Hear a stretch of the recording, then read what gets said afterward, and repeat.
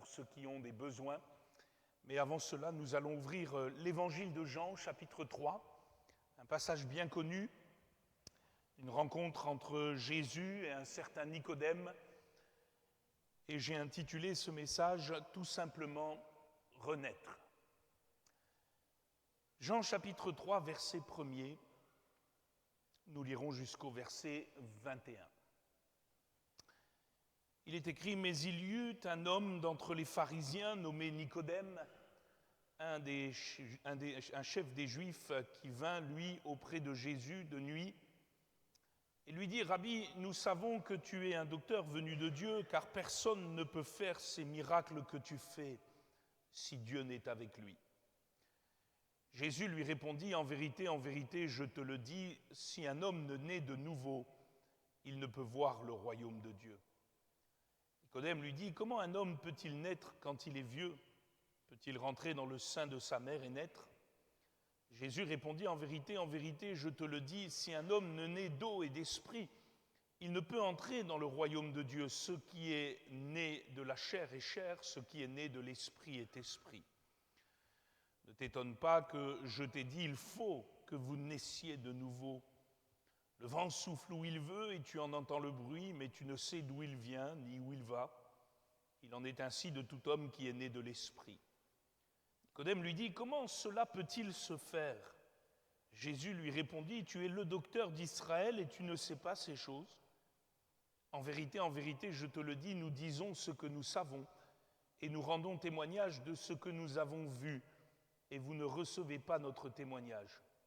Si vous ne croyez pas quand je vous ai parlé des choses terrestres, comment croirez-vous quand je vous parlerai des choses célestes? Personne n'est monté au ciel, si ce n'est celui qui est descendu du ciel, le Fils de l'homme qui est dans le ciel. Et comme Moïse éleva le serpent dans le désert, il faut de même que le Fils de l'homme soit élevé, afin que quiconque croit en lui ait la vie éternelle. Car Dieu a tant aimé le monde qu'il a donné son Fils unique, afin que quiconque croit en lui ne périsse point, mais qu'il ait la vie éternelle. Dieu, en effet, n'a pas envoyé son Fils dans le monde pour qu'il juge le monde, mais pour que le monde soit sauvé par lui. Celui qui croit en lui n'est point jugé, mais celui qui ne croit pas est déjà jugé, parce qu'il n'a pas cru au nom du Fils unique de Dieu. Et ce jugement, c'est que la lumière étant venue dans le monde, les hommes ont préféré les ténèbres à la lumière, parce que leurs œuvres étaient mauvaises. Car quiconque fait le mal est la lumière, et ne vient point à la lumière, de peur que ses œuvres ne soient dévoilées. Mais celui qui agit selon la vérité vient à la lumière, afin que ses œuvres soient manifestées parce qu'elles sont faites en Dieu. Amen. Voilà, renaître ou la nécessité de la nouvelle naissance pour voir le royaume des cieux. Et on a bien compris que c'est le sujet principal de l'entretien nocturne que Jésus va avoir avec cet homme, un certain Nicodème, chef des Juifs, docteur en Israël, qui est venu le trouver pour éclaircir quelques zones d'ombre dans sa pensée sur le royaume de Dieu. Avant de partager cette pensée importante de l'Évangile, laissez-moi faire un petit tour d'horizon de ce texte. Si nous reprenons le verset 1er, vous avez remarqué que le texte s'ouvre par un « mais ». Mais il y eut un homme d'entre les pharisiens nommé Nicodème, nous dit Jean au verset 1er.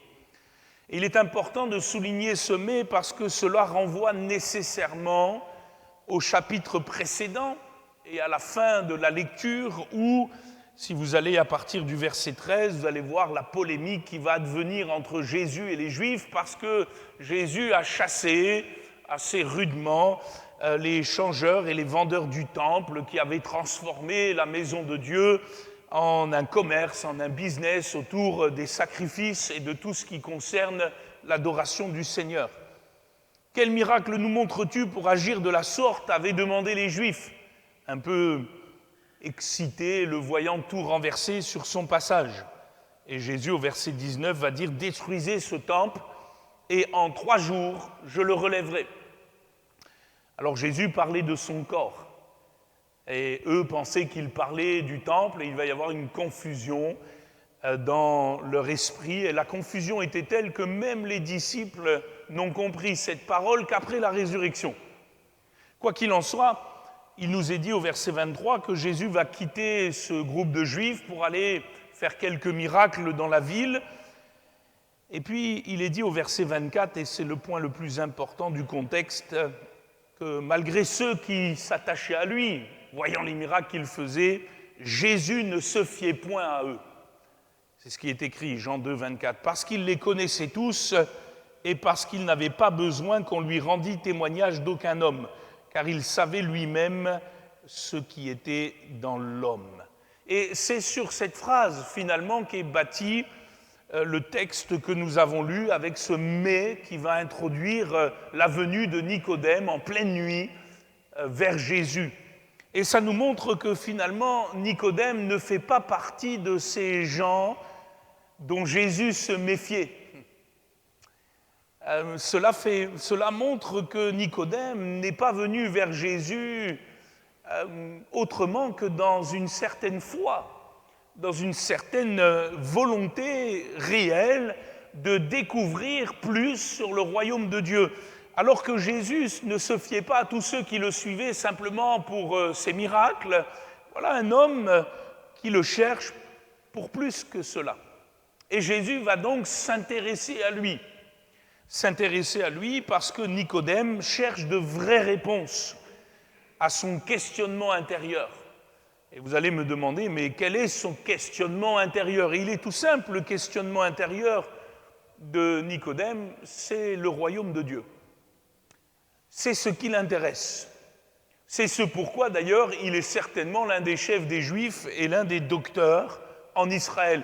Il est intéressé depuis toujours sur le royaume de Dieu. Et comme Jésus prêche le royaume de Dieu, comme c'est le sujet principal de la prédication de Jésus, et puisque Jésus manifeste aussi quelques manifestations de ce royaume extraordinaire du Seigneur, voilà que Nicodème est piqué au vif dans sa curiosité, dans sa recherche, et il vient vers le Seigneur.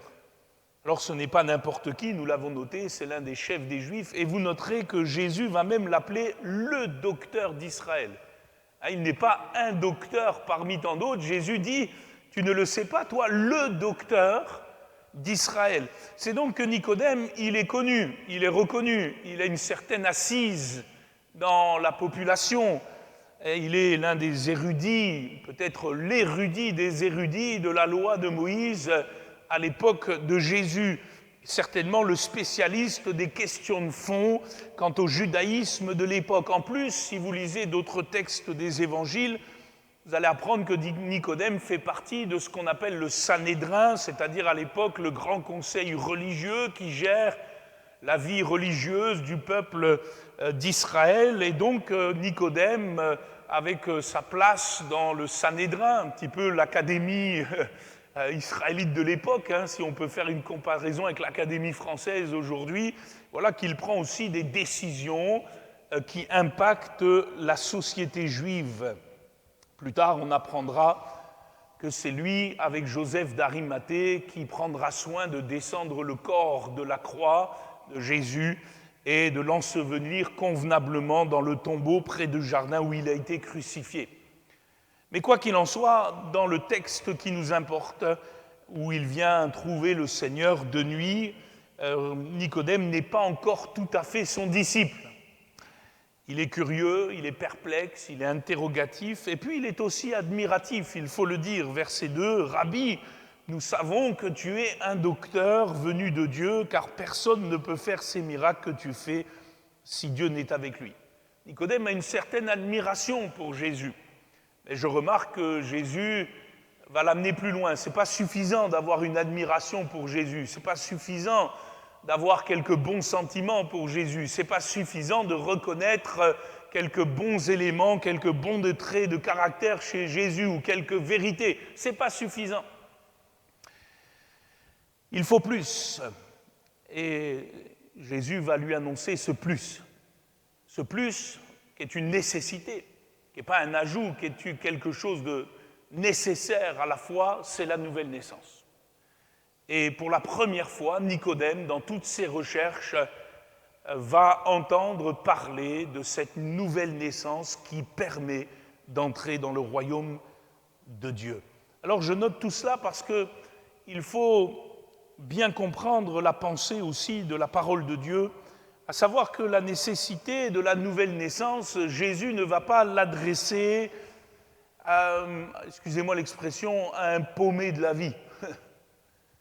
Dans notre conception un petit peu populaire, on pense que oui, ce serait bien que tous ces jeunes drogués, tous ces jeunes paumés dans la vie naissent de nouveau. Les pauvres, ils sont tellement mal partis, ce serait très bien qu'ils recommencent à zéro. Dans notre conception populaire, on se dirait, oui, les prostituées, il faut qu'elles naissent de nouveau. Quelle vie souillée, il faut qu'elles naissent de nouveau. Il faut qu'elles aient une nouvelle vie. On pense à ceux qui sont corrompus, on pense à ceux qui peut-être sont violents ou blasphémateurs. Dans notre conception populaire, on pense que tous ces gens-là, ils ne peuvent pas mériter le royaume de Dieu. Il faut vraiment qu'il y ait un miracle dans leur vie, il faut qu'ils changent. Et malheureusement, vous avez toutes sortes de gens au milieu qui disent « Moi, je n'ai pas tué père et mère, moi, je n'ai jamais fait de mal à une mouche, je suis bien sous tout rapport. Je pense qu'il y a bien une petite place pour moi au ciel. » Et Jésus va donc parler de la nécessité de la nouvelle naissance à peut-être quelqu'un qui, sur le papier, n'en avait peut-être pas besoin. Enfin, en tout cas, d'un point de vue humain. Je pense que tous les Juifs auraient signé pour que Nicodème aille au ciel. Avec son pédigré, avec sa foi, sa piété, sa religion, ses dogmes, ses pratiques, ses enseignements, ses explications, avec tout ce qu'il savait. Tous les Juifs du temps de Jésus auraient dit « Cet homme, il va aller au ciel, c'est certain !» Et Jésus lui dit non. Il lui dit « Nicodème, tant que tu ne nais pas de nouveau, tu ne peux pas entrer dans le royaume de Dieu. » Et c'est important parce que finalement, nous apprenons par ce texte que la nouvelle naissance n'est pas que pour ceux qui, humainement parlant, en ont le plus besoin. Elle est pour tous les hommes. Elle est pour tous les hommes et je dirais même, selon Jésus, elle est avant tout pour les religieux, qui peut-être parfois, par leur religion, aussi belle soit-elle, peut littéralement passer à côté du salut et d'une rencontre personnelle avec le Seigneur de la vie. La religion, la tradition peut empêcher quelqu'un d'expérimenter cette fameuse nouvelle naissance, ou pour donner un autre terme, cette fameuse régénération, renaissance spirituelle nécessaire à la foi et à la rencontre avec Dieu. Nicodème, il était versé dans tous les dogmes et toutes les pratiques du judaïsme du 1er siècle. Il savait énormément de choses sur Dieu. Je pense même que s'il était au milieu de nous et qu'on ferait un petit question pour un champion biblique, il aurait été finaliste. Oh, il nous aurait peut-être même tous battus, parce qu'il connaissait les choses de Dieu. D'ailleurs, Jésus lui dit « Tu es le docteur d'Israël et tu ne sais pas, par contre, la seule chose qui peut t'en faire entrer dans le royaume de Dieu ?»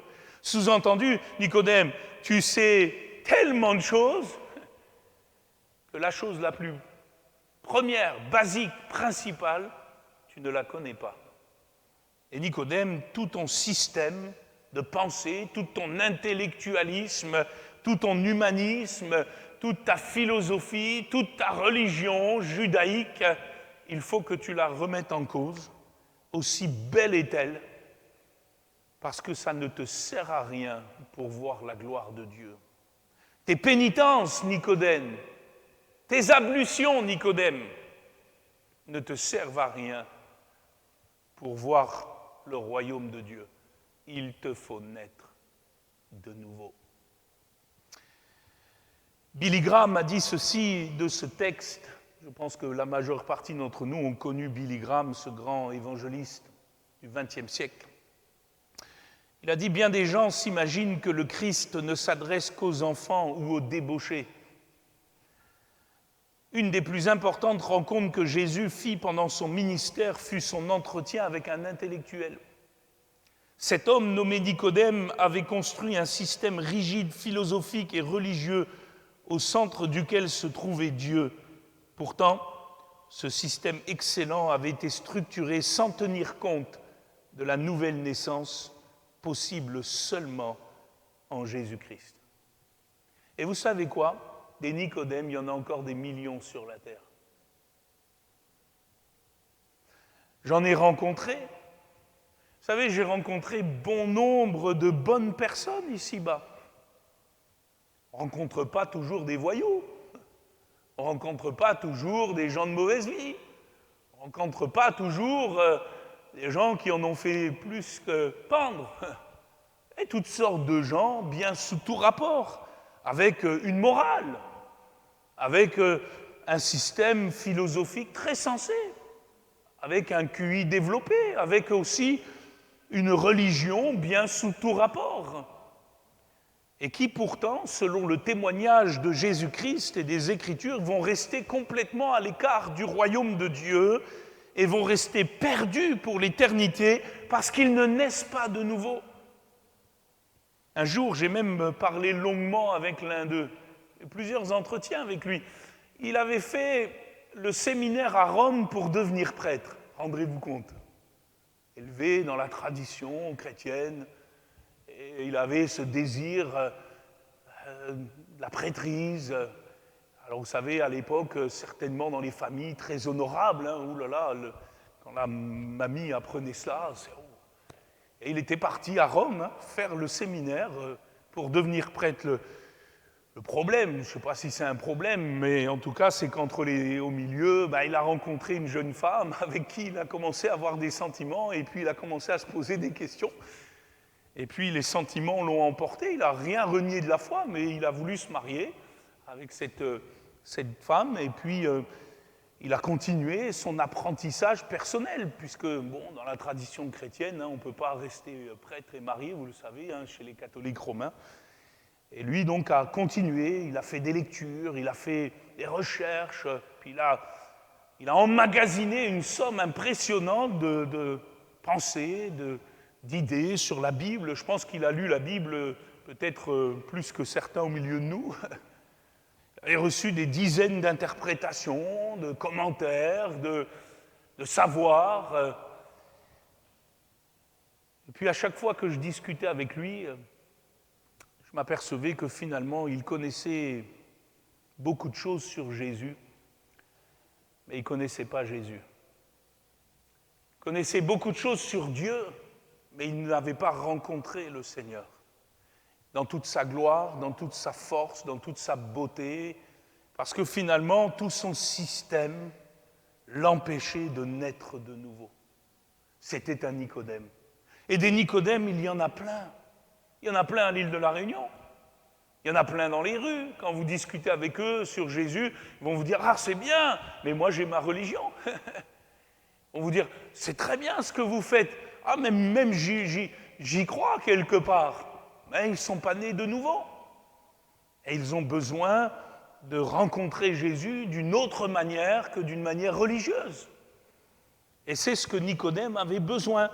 Il avait besoin de rencontrer Christ pour apprendre de lui qu'il lui fallait naître de nouveau. Et il est perturbé, Nicodème.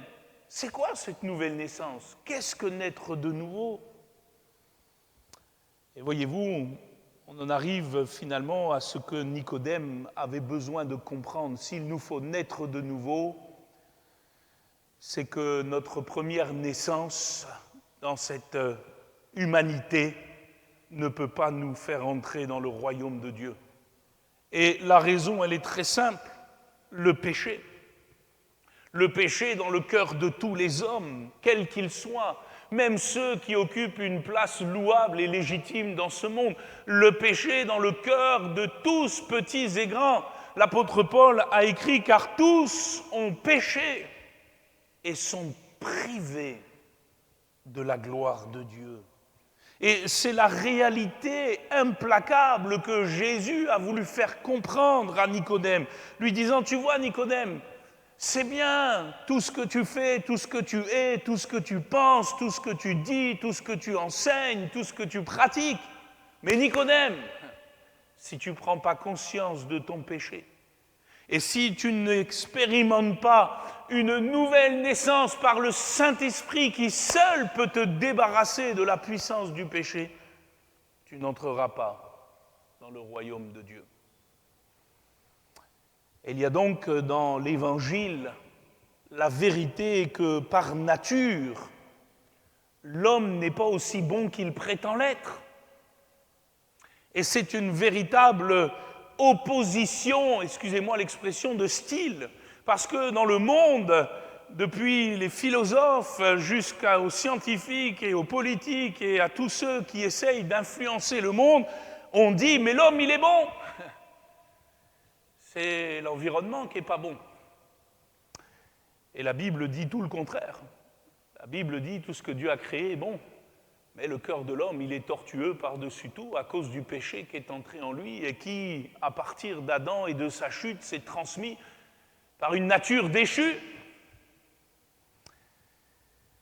Et donc la parole de Dieu est sans ambiguïté aucune dans cette première naissance biologique que nous avons héritée d'Adam. Qui que nous soyons, aussi bien éduqués avons-nous été, nous ne pouvons pas entrer dans le royaume de Dieu.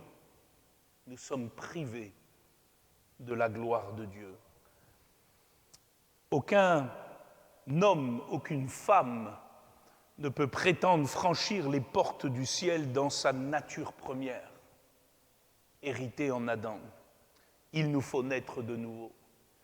Frères et sœurs, chers amis, c'est l'Évangile dans sa plus pure expression. Ce que Jésus demande, ce n'est pas d'accepter une nouvelle religion. Jésus n'est pas venu faire une nouvelle religion. Vous savez des historiens qui se demandent si Jésus a été le fondateur du christianisme, comme si c'était une religion. Mais Jésus n'a pas inventé une religion. Jésus est le Fils de Dieu. Il est venu partager le cœur de Dieu. Il est venu montrer le chemin de Dieu. Il est venu donner sa vie pour qu'il y ait une rançon pour nos péchés. Alors, ne nous faut pas accepter une nouvelle religion. Nous, ce soir, nous ne vous prêchons pas une religion. On ne vous demande pas d'adhérer à des dogmes, à une religion. Il ne s'agit pas de s'asseoir confortablement dans un lieu de culte appelé Mission, Salut et Guérison, ou quelle que soit l'étiquette. Vous savez, je dis même, et je vais aller loin parce que nous avons des jeunes au milieu de nous qui sont enfants de chrétiens, avoir un papa ou une maman qui fréquente l'assemblée n'est pas suffisant. Avoir été éduqué au club depuis sa tendre enfance jusqu'à son adolescence ou sa jeunesse n'est pas suffisant. Avoir fait quelques expériences même avec Dieu n'est pas suffisant. Je dirais même à mon fils qui est là ce soir, avoir un papa pasteur n'est pas suffisant. Il nous faut naître de nouveau. C'est un impératif pour tous, petits ou grands. Et cette nouvelle naissance implique finalement quoi? Une transformation intérieure de notre être. Puisque dans notre naissance naturelle, nous avons hérité d'une nature pécheresse qui fait que nous péchons et que nous sommes privés de la gloire de Dieu, il faut qu'il y ait une autre naissance, et elle est spirituelle. Il faut que notre cœur soit transformé. Il faut que nos aspirations changent. Il faut que notre être intérieur change. Et vous comprenez alors qu'il ne s'agit pas de rentrer dans le ventre de notre mère. Nicodème l'avait bien compris. Il s'agit de vivre une expérience de transformation par le Saint-Esprit, qui seul peut nous faire naître de nouveau. Alors comprenons bien le message de Jésus adressé à Nicodème pour que nous allions en profondeur dans cette pensée, frères et sœurs, chers amis. Que vous le vouliez ou non, il y a deux manières de changer l'homme et le monde. Jésus a dit il y a deux chemins, il y a deux portes. Il y a deux manières d'essayer de changer le monde et l'homme. Vous savez, on l'entend souvent, ça, il faut changer le monde, il faut changer les choses. Soit vous essayez de le changer en partant de l'extérieur vers l'intérieur, ou soit vous laissez Dieu le faire de l'intérieur vers l'extérieur. Et je m'explique. Tout l'humanisme des hommes, toutes les religions des hommes, toutes les politiques des hommes, tout ce que l'homme peut faire pour essayer de changer les choses, se fait par l'extérieur. Depuis toujours, que ce soit par les progrès invoqués de la science, de la génétique, de la médecine, de l'astronomie, des progrès invoqués de la raison, de la politique, du social, de la technologie, de l'urbanisme, de l'anthropologie, de l'histoire et de toutes les disciplines humaines, on essaye de changer l'environnement de l'homme. Et on se dit, si on arrive à améliorer l'environnement de l'homme, il va changer et les choses vont changer. On veut changer la condition misérable de l'homme en changeant l'extérieur. Et on ne lésine pas dans nos efforts. De tout temps, de toute culture, de tous bords, on a dépensé des milliards et des milliards d'euros, de dollars ou de je ne sais quelle monnaie pour essayer de changer ça.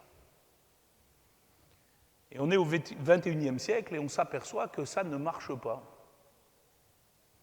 Pourquoi ? Parce que l'homme n'est pas plus heureux aujourd'hui qu'hier. Les cabinets des psychologues ne désemplissent pas. Les problèmes dans les foyers ne s'améliorent pas. Les difficultés entre communautés sont plus exacerbées que jamais. Et le monde dans lequel nous sommes est une poudrière permanente. Même notre belle île de la Réunion n'est pas épargnée. Que vous habitiez Manhattan ou Mogadiscio, vous n'êtes à l'abri de rien. Alors, on nous dit qu'il faut en faire davantage. Il faut en faire plus. Il faut en faire plus pour améliorer la condition extérieure des gens. Le problème, nous dit-on, c'est les taudis, c'est les ghettos, c'est le chômage, c'est la pauvreté, c'est la discrimination raciale, c'est les problèmes écologiques, c'est les injustices et tout le reste. Alors, que faire ? Alors, on nous dit, changeons de gouvernement, changeons d'élus. Et en ce moment, on les entend, ça circule. Poup, poup, poup, poup. On vous dit, regardez le bilan de ceux qui nous ont précédés, il n'est pas bon. Nous, on va faire un meilleur bilan et puis ça va changer votre vie. Alors, on va créer des nouvelles lois. On veut plus d'écologie, moins de pollution, plus de partage des richesses, moins d'oppression, plus de convivialité, moins d'indifférence. Au cours des siècles, on a même créé des fêtes pour essayer d'égayer les hommes. On a dit, le 21 juin, on fera la fête de la musique. Parce que la musique, ça adoucit les mœurs. On fera la fête des voisins. Parce qu'au moins, entre voisins, ça ira mieux dans les quartiers. Et puis, on fera la fête des libertés. Comme ça, tout le monde pourra s'exprimer. Être fier de ce qu'il est. Etc., etc., etc. Et puis, au fond, rien change. Absolument rien. Pourquoi ? Parce qu'il est là l'erreur des Nicodèmes. C'est que le problème, il n'est pas à l'extérieur. Le problème, il est à l'intérieur du cœur de tous les hommes. Et vous pouvez mettre toutes les peintures que vous voulez. Le problème, il est à l'intérieur, Nicodème. Par la religion, tu cherches à changer les hommes, mais rien ne change, parce que le problème, il est à l'intérieur.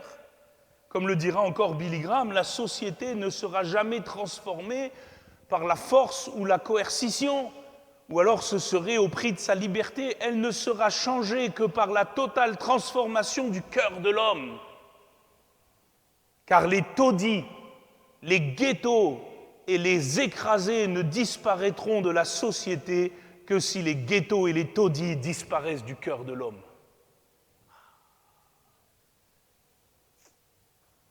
Et c'est le message de Jésus à Nicodème. Pour améliorer la condition de l'homme, il faut que l'homme change.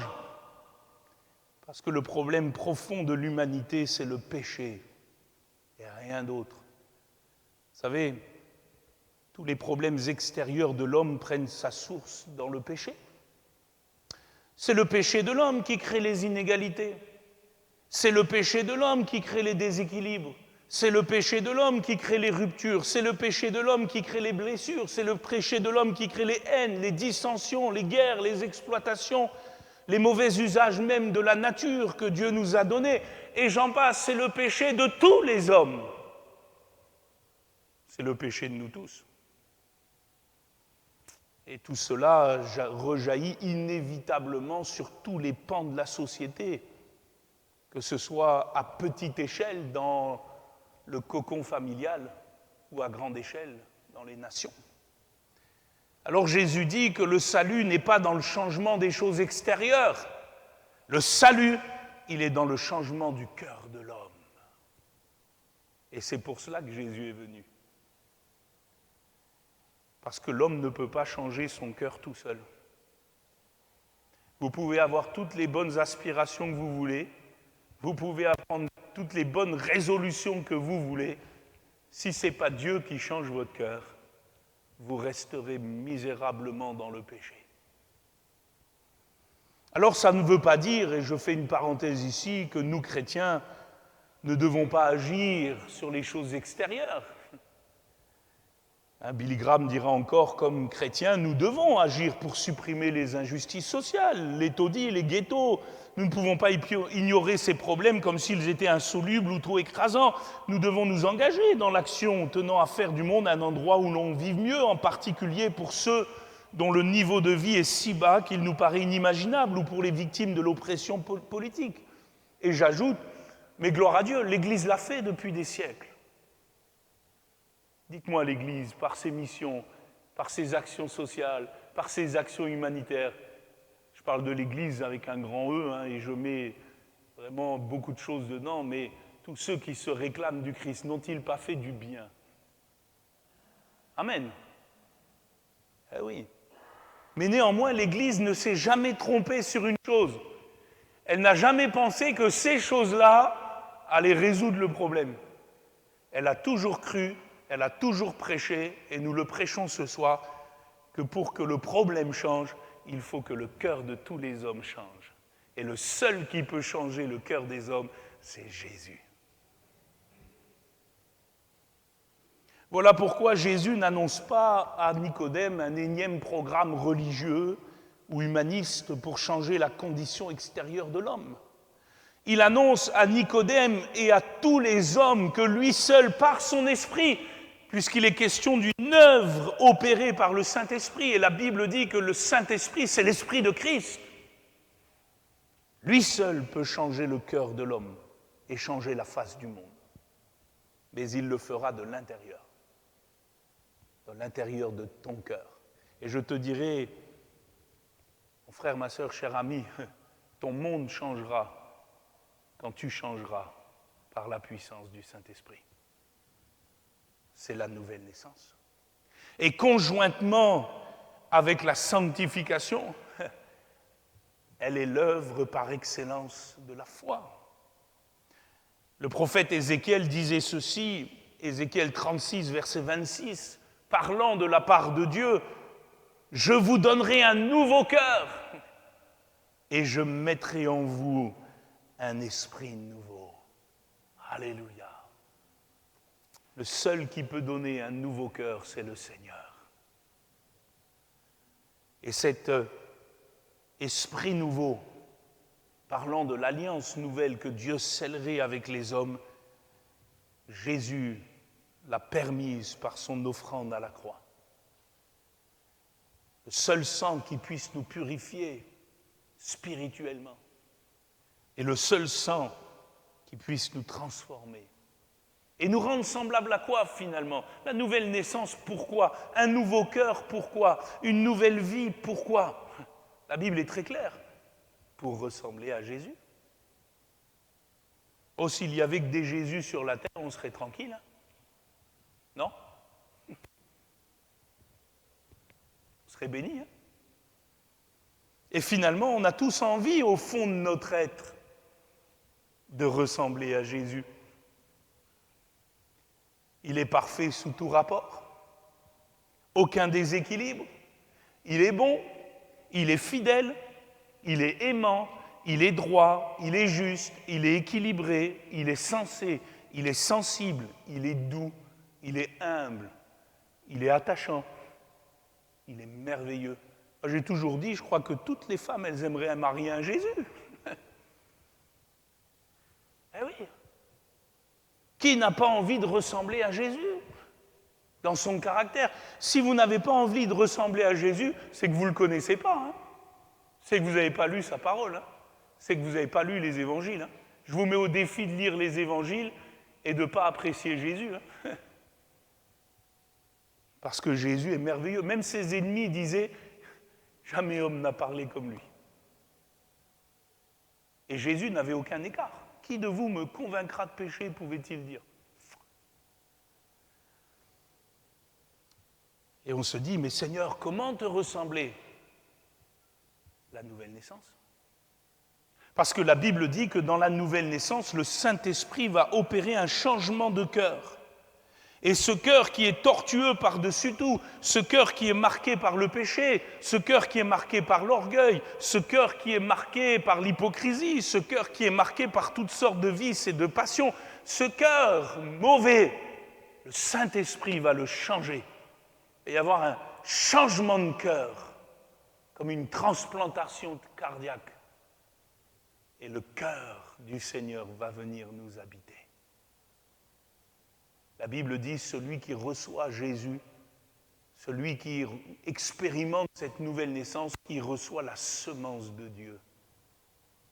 Et c'est une semence incorruptible. Elle ne peut donner que des bons fruits. Elle ne peut que se développer pour quelque chose d'extraordinaire. Et c'est ce que le Seigneur est venu faire.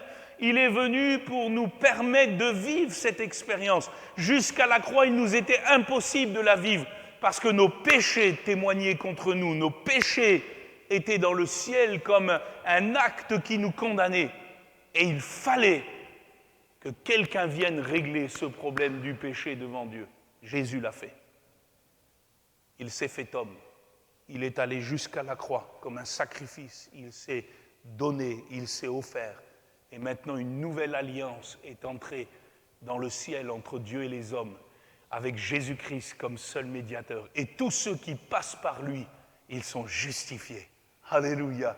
Ils sont lavés, ils sont purifiés. Et ils reçoivent, en échange, un nouveau cœur. Un nouveau cœur. Pour vivre cette expérience glorieuse, le prophète Ézéchiel demandera une seule chose.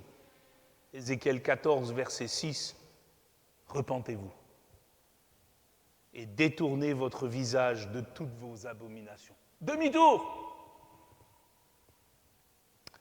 C'est la nouvelle naissance à ce prix-là, au prix de la prise de conscience de son péché et de la repentance, au prix de la tristesse du cœur, pour que Dieu puisse venir changer notre être intérieur. À partir de ce moment-là, lorsque l'on se tourne vers Dieu, lorsqu'on s'ouvre à l'action du Saint-Esprit, son vent va commencer à souffler. Vous avez vu quand le vent souffle, ici à La Réunion, des fois ça souffle, hein, ça balaye. Hein. Vous avez vu dans la cour? Quand le vent de Dieu souffle dans un cœur, ce que vous n'avez jamais réussi à renverser. Le vent de Dieu peut déraciner des arbres de péché terribles, il peut les coucher à terre, il peut balayer une vie, apportant aussi sa fraîcheur. Le vent souffle où il veut, Nicodème, et tu en entends le bruit, mais tu ne sais d'où il vient ni où il va. Il en est ainsi de tout homme qui est né de l'Esprit. Amen. Et frères et sœurs, c'est moi quand même donné, pour nous chrétiens qui avons déjà vécu cette expérience de la nouvelle naissance, un petit mot. Après avoir commencé par l'Esprit, il faut continuer par l'Esprit. Il faut aller jusqu'au bout par l'Esprit. Parce qu'il est si facile de retomber dans le siège de la religion, même évangélique. Il est si facile de redevenir un Nicodème et de se rasseoir dans ce que l'on sait, alors que Jésus nous a dit, après la nouvelle naissance, la sanctification, le progrès, par l'Esprit, de la même manière, par le même vent, par la même poussée, par la même semence, dans la même volonté. Je note en conclusion, avant que nous prions, note quelque chose dans ce texte qui m'a béni. Nicodème, vous avez remarqué que quand il est venu dans le but de comprendre. Nous savons, Rabbi, que tu es un docteur venu de Dieu, car personne ne peut faire les miracles que tu fais si Dieu n'est avec lui. Il est venu pour comprendre. Explique-moi le royaume de Dieu. Il est venu pour comprendre. Il est reparti en croyant. Il est reparti né de nouveau. Parce que comme je le disais tout à l'heure, Nicodème va devenir disciple du Seigneur et va le suivre. Ainsi en va de tout homme qui rencontre Jésus.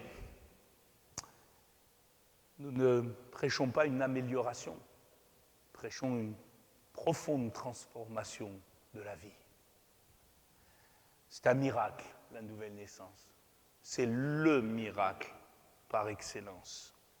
C'est le miracle de la vie. Il te faut naître de nouveau. Peut-être tu es assis sur cette chaise depuis des années et il te faut naître de nouveau. Et cette nouvelle naissance va transformer tes sentiments, tes aspirations, tes orientations, tes désirs, tes volontés, tes valeurs, tes projets, tes objectifs. Tu vas dire comme l'apôtre Paul, qui est né de nouveau sur le chemin de Damas, en rencontrant Jésus, lui qui lui aussi venait du parti des pharisiens.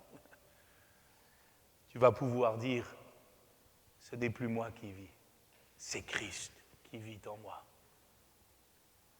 Alors je dirais, pour terminer, pour celles et ceux qui vont vivre comme Nicodème, cette expérience, vive les Nicodèmes. Oui, parce qu'il n'était pas de ceux qui voulaient simplement suivre Jésus pour obtenir quelque chose de Jésus. Il cherchait à comprendre. Et il a reçu non seulement des révélations, mais il a reçu surtout l'expérience d'une vie nouvelle. Je termine avec ce témoignage. C'est une jeune femme, je lisais son témoignage, qui m'a bouleversé. Quand elle est venue à la foi, elle était cassée de partout. Son parcours l'avait menée dans bien des impasses. La folie de ses pensées, de ses idées, et le péché qui l'avait ruinée.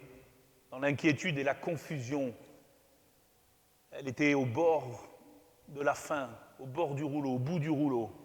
Elle pensait même à sauter la vie. Et puis, un soir, elle a simplement été dans un groupe où il y avait une étude biblique sur ce texte de Jean 3.